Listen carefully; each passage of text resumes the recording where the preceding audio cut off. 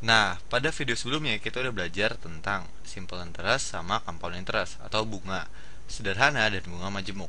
Nah, sekarang coba kita generalisir sedikit dari dari definisi yang udah kita dapat sebelumnya. Oke. Tadi kita udah kenal dengan beberapa istilah seperti pokok hutang, pokok pinjaman maksudnya. Terus kita tahu ada bunga atau interest, atau bisa kita ituin juga sebagai rate pinjaman gitu. Oke. Yang kedua adalah waktunya, yearsnya atau tahun lah gitu ya, atau tahun pinjaman. Terus apa lagi?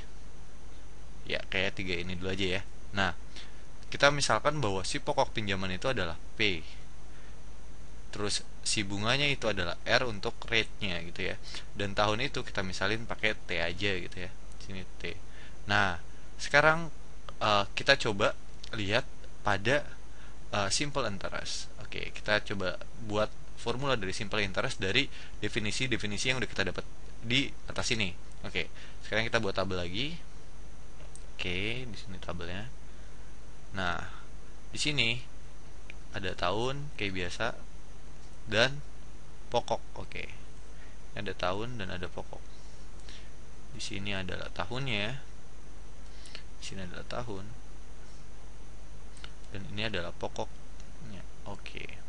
Nah, sekarang gimana kalau misalnya pada tahun ke-0, pada waktu kita mulai minjam, itu kita bisa misalkan di tahun ke-0, pokoknya itu adalah si P. Ya, ini adalah kita kasih nama dulu, ini adalah bunga sederhana atau simple interest gitu.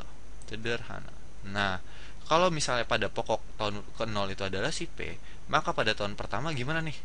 Besar hutang kita sekarang. Nah, berarti kalau gitu besar hutang kita pada tahun pertama itu adalah si pokoknya ditambah sama bunganya, ya gak? Bunganya dikali si pokoknya, ya gak? Atau di sini bisa kita tulis P dikali R-nya. Nah, berarti ini kita bisa sederhanakan jadi P dikali 1 plus R, ya gak? Nah, kayak gini kan. Nah, gimana kalau bunga pada tahun kedua? Pada tahun kedua besarnya tetap yang sebagai si prinsipalnya itu adalah pokok pinjaman awal, yang ini nih, si P-nya doang. Nah, berarti kalau kayak gitu besar nilai pinjaman pada tahun keduanya gimana? Ya udah, berarti yang ini si P plus PR kita jumlahin lagi sama si pokok yang ini, kita kali R juga, ya. Atau kita bisa simplify jadi P plus 2 PR. Nah, atau kita bisa singkat lagi jadi P dikali 1 plus 2 R, ya gak? Nah, di sini mulai kelihatan nih. Di awal R-nya itu depannya 0, berarti 1 dikali P doang. Yang ini di depannya ketika tahun pertama dia jadi 1. Oh, muncul dia R. Di tahun kedua, oh, dia jadi 2R. Coba kalau tahun ketiga gimana? Coba kita lihat ya pada tahun ketiga. Pada tahun ketiga berarti dia adalah si ini P plus 2PR ditambah sama pokok yang pertama dikali bunganya, tambah PR lagi. Nah, jadinya kayak gimana? P plus 3 PR, ya. Si pokoknya ditambah 3 dikali P dikali rate-nya, ya. Nah, berarti di sini keluarnya adalah P dikali 1 plus 3R. Nah, mulai kelihatan kan? Nah, gimana kalau misalnya sekarang pokok tahunnya itu sampai tahun ke T? Nah, kalau dia sampai pada tahun ke T, berarti jumlah pinjamannya gini dong seharusnya. P dikali 1 plus jumlah tahunnya dikali rate-nya, iya. Nah, sekarang udah mulai kelihatan dong bunga sederhana ternyata kayak gini nih. Kalau pada tahun pertama ya udah berarti dia P-nya dikali 1 plus tahunnya tahun pertama kita ganti jadi 1 plus R. Oke, ketemu kan? 2, oh 2, 3, 3. Nah, sekarang kita udah tahu kalau bunga sederhana bentuknya jadi kayak gini. Nah, gimana kalau misalnya bunga majemuk?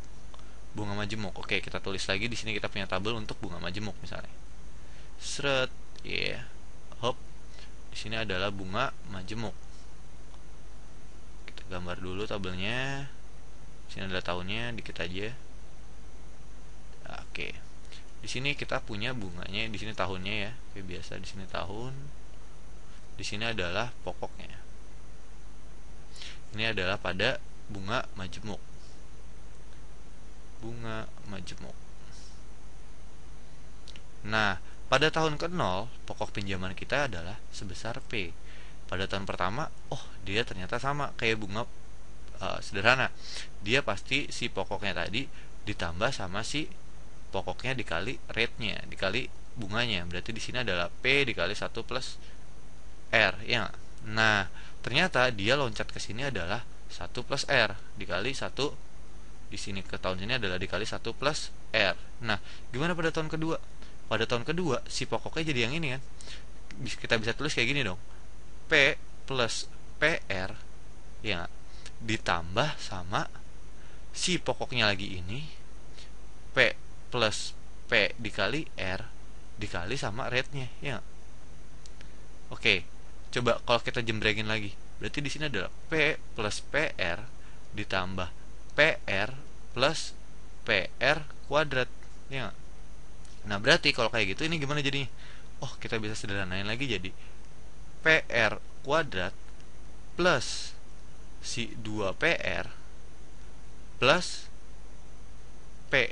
Nah, atau kita bisa sederhanain lagi jadi P-nya kita keluarin jadinya R kuadrat plus 2P plus 1. Nah, yang ini coba kayak gimana nih? Berarti bisa aja kita tulis kayak gini kan, P dikali 1 plus R kita kuadratin, ya. Oke, nah kebayang kan? Nah, berarti setiap dia naik 1 tahun, dia sebenarnya cuma dikali 1 plus R dari pokok yang awal. Berarti di sini juga dikali 1 plus R. Seluruhnya ini dikali R, iya kan? Atau kita bisa tulis kayak gini. Di sini juga kelihatan, 1 plus R kuadrat.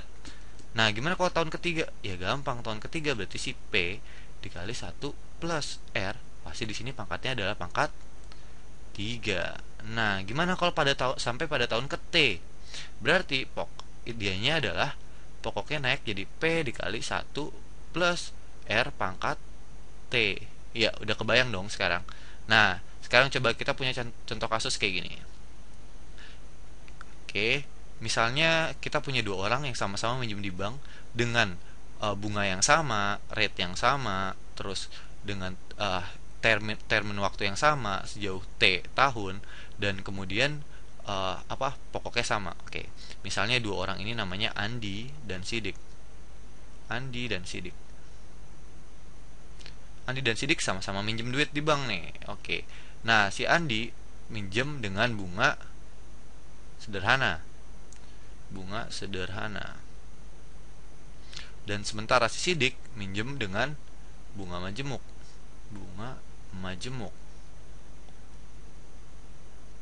Nah, kalau si Andi minjem duit 1 juta, si Sidik juga minjem duit 1 juta.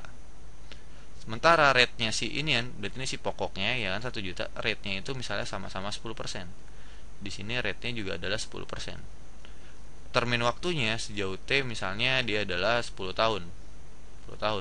Di sini juga sama-sama 10 tahun. Nah, pada tahun ke-10 si Andi bayar berapa, si Sidik bayar berapa ya? Nah, kalau misalnya dia pakai bunga sederhana, si Andi bayarnya adalah si pokoknya itu adalah 1 juta dikali sama 1 plus rate-nya berapa? 10%, atau kita bisa tulis jadi gimana? 0,1. Tapi ingat bahwa dia ada T-nya di depannya, jumlah tahunnya. Dia 10 tahun. 10 tahun dikali sama 10%. Oke. Nah, berarti jumlah uang yang dibayarkan oleh Andi pada tahun ke-10 itu jadinya gimana? 1 juta dikali sama 1 plus plus 2, ya, dikali 2. Nah, jadinya yang di sini adalah 2 juta. Andi bayar 2 juta pada tahun ke N. Oke. Gimana kalau misalnya Sidik? Kita ganti warnanya kali ya. Nah, kalau Sidik dia bayarnya adalah 1 juta dikali 1 plus rate-nya berapa? 10%. Pangkatin sama jumlah tahunnya adalah 10. Maka si itu bayarnya adalah 1 juta dikali 1,1 pangkat 10. Oke, coba kita pakai kalkulator kali ya. Nah, kalkulator di sini kita nolin dulu. Oke, berarti dia bayarnya adalah 1,1 pangkat 10 2,59 juta. 2,59 juta. Oke, kelihatan lah bedanya sekarang compound sama simple interest. Oke, sampai jumpa di video selanjutnya.